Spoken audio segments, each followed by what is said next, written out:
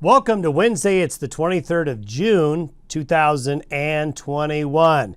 Well, folks, as we head on into the next several days, rain chances are going up, temperatures are going down. Now, what we're going to see over the next 72 hours is a change for most of the Intermountain West, which I think is going to be good news for a lot of you. As we are going to see a hot day today. Yep, by anybody's standards, it's going to be hot. And it will be a little bit hazy from forest fire smoke drifting in from the Great Basin. But we do have cooler weather with showers and thunderstorms Thursday through Saturday. Overall, over a large area, this is the best chance of rain we've seen in a while.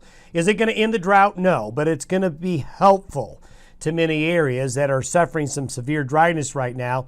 And we're going to put together 3 days where it's going to be downright cool and even longer than that. Nice weather Sunday and Monday. If you want a couple of days that look like Chamber of Commerce days, Sunday and Monday, behind the cool air and the showers and thunderstorms moving out, that's going to be a 2-day window that looks really good.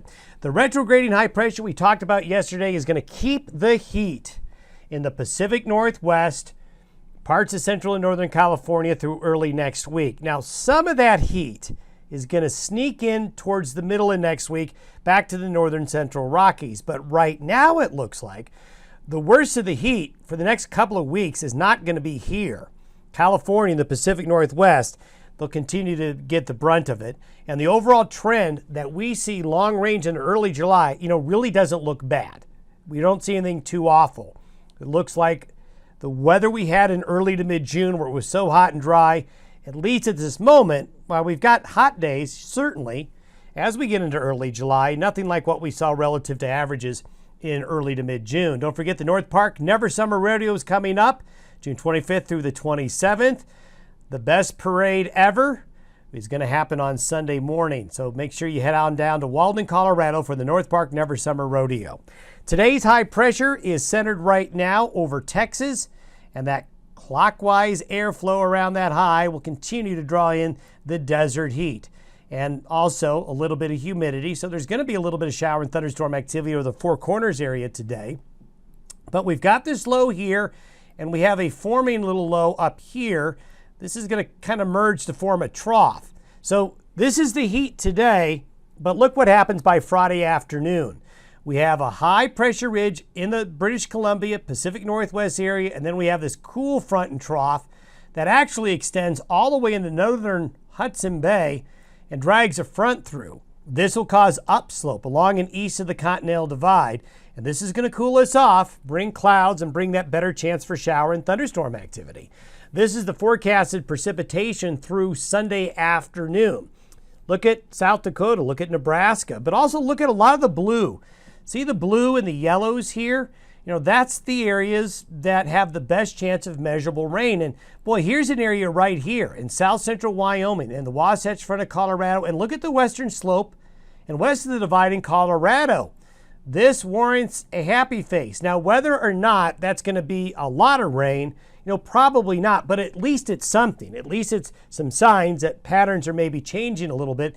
And boy, do we hope this comes together along and south of Interstate 90 in northeastern and east central Wyoming and western South Dakota that are really, really dry. Let's hope that they can get into that action as well. And even down into New Mexico and Arizona, we're starting to see better chances of rain. So chances of rain look better. And boy, look at these temperatures. These are temperatures relative to average by Saturday afternoon. Look at all the blue and the green and some splotches of purple there along and east of the divide. And as we showed you yesterday, Washington, Oregon, Idaho, central and northern California, that's where that big high is going to park itself and just trap the heat there, just trap it there. And that's going to be something that will carry forward through the weekend and into early next week. These are temperatures for Saturday. This is the comparison to averages, but the real forecasted high temperatures, look at all the 70s, a couple of 60s in there for high temperatures on Saturday. So the heat really gets suppressed and stays basically along and west of that line. And longer term, this is Tuesday. Notice the high pressure is centered over the panhandle of Idaho. And if we were to follow those little wind barbs, where does the wind come from? Well, along and east of the divide, the winds are coming in from the north. Now, some of the heat is going to leak in from this high pressure ridge, but we're not right under it. We're just on the edge of it. So the extreme heat will stay to basically west of the divide. Also, what will happen is, you don't see it, but there are small little disturbances that will come up and over this high pressure ridge, come in from the north, and will occasionally trigger some showers and thunderstorms along the continental divide. Longer term, this is out to the beginning of the 4th of July weekend right there. We have kind of a stalled out low in the Midwest. The high pressure is still there, but it's weaker. And if you were to look at the wind flow coming into the Front Range in the high plains, it's actually from the northeast. It's not coming from here. So that's why peaking into early July, yeah, we'll get some heat, but we don't see severe heat. We also see a better chance for showers and thunderstorms. And if we were to look at temperatures relative to average by the start of the 4th of July weekend, you can see the continental divide is basically the boundary between the cooler air here and the really warm area west of the divide. And this area right here shows where the most heat relative to average is going to be. The northern plains back to the Pacific Northwest into British Columbia. But at the same time, there's some impressive areas where it's actually cooler than average as well. That's why you always got to remember, where there's one extreme, the other extreme is not that far away. Over the next 10 days, this is what precipitation totals look like. You can see parts of the northern and northwest Corn Belt, the Dakotas, Nebraska get wet.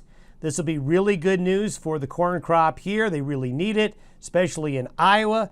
And notice some purples here, some reds getting up into Mexico. And look at this, into the desert southwest. And there we go, some of that subtropical moisture showing signs in early July of coming on in. We continue to see that trend, and let's hope it holds. And one reason why we think it's going to hold, we talk about sea surface temperatures a lot in this podcast. And if you remember, if you had seen the video we did on the Day Weather video podcast site, the Day Weather YouTube channel, we talked in detail in that video about sea surface temperatures in the Gulf of California and along the southwest coast of Mexico. If these sea surface temperatures are warmer than average, the monsoon tends to be more robust, or at least it tends to be in place. And I want to show you where we were a year ago. This is just recently the sea surface temperatures in Mexico as of this weekend. This was a year ago. Notice this pocket of coolness right here. We joke that last year the monsoon was the no-soon. Well, why are we more encouraged about the monsoon at least being better than it was a year ago, not getting worse? Well, it's because of this right here. We have this pocket of cool right here, but it's kind of an island. It's not expanding. But this broad area here of higher sea surface temperatures means more humidity in the air to transport northward. So that is encouraging.